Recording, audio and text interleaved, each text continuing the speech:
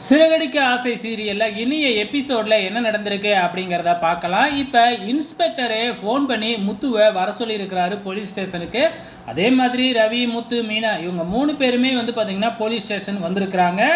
நல்ல வேலைப்பா, உண்மை என்னான்னு இப்போ தெரிஞ்சிடுச்சு. இது எல்லாத்துக்கும் காரணம் உன்னோட மனைவி தான். நீ பேசின வீடியோவையும் நான் பார்த்தேன்பா.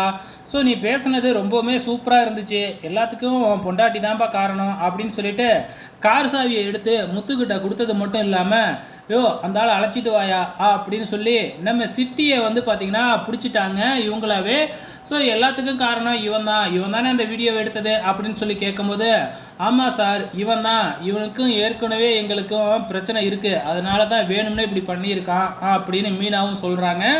சரிப்பா, இவங்ககிட்ட இருந்து 1 லட்ச ரூபா நஷ்ட ஈடு வாங்கி கொடுக்குறேன், பேசாமல் இந்த இதை அப்படியே விட்டுறலாமா அப்படின்னு சொல்லி கேட்கும்பொழுது முத்து இருந்துக்கிட்டு, இல்லவே இல்லை, இவனை வந்து பார்த்திங்கன்னா நாங்கள் எஃப்ஐஆர் கம்ப்ளைண்ட் கொடுக்குறோம் இவன் மேலே, ஸோ அதனால் இவனை ஜெயிலில் போடுங்க அப்படின்னு சொல்லிடுறாங்க. அது மட்டும் இல்லை, போலீஸ் ஸ்டேஷன்லேயே வச்சு நம்ம முத்து சிட்டியை பலார்னு 2 அறை விட்டுறாப்புல. ஸோ இது முடிஞ்சதுக்கப்புறம் காரும் கையில் கிடச்சிருச்சு இல்லையா. இங்கே அண்ணாமலைக்கு பயங்கர சந்தோஷம் ஒரு பக்கம் இருந்தாலும் நம்மளும் வந்து நம்பலையே அப்படிங்கிற ஒரு வருத்தமும் இருந்துக்கிட்டு இருக்கு. வீட்டில் எல்லாத்தையும் கூப்பிட்டு அந்த வீடியோவை போட்டு காமிக்கிறாங்க. ஆனாலும் இந்த ரோஹிணி, விஜயா, மனோஜ் இவங்க 3 பேர்த்துக்குமே வந்து பார்த்திங்கன்னா பொறுத்துக்கவே முடியல. இதை முத்து தப்பிச்சதையும் தாங்கிக்க முடியல. ஸோ கடைசியாக நம்ம முத்து, மீனா எல்லாருமே வீட்டுக்கு வராங்க. நம்ம அண்ணாமலை வந்து பார்த்திங்கன்னா விஜயா, ரோகிணி, அதுக்கப்புறம் ஸ்ருதி இவங்க 3 பேரையும் கூப்பிட்டு வச்சு நம்ம முத்துவுக்கும் மீனாவுக்கும் ஆரத்தி எடுக்க சொல்கிறாங்க. நம்ம அண்ணாமலை முத்துக்கிட்ட மன்னிப்பும் கேட்குறாங்க.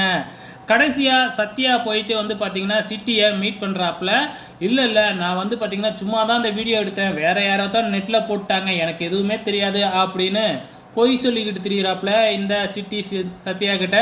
ஸோ நாளைக்கு என்ன நடக்க போகுது அப்படிங்கிறத வெயிட் பண்ணி பார்க்கலாம்.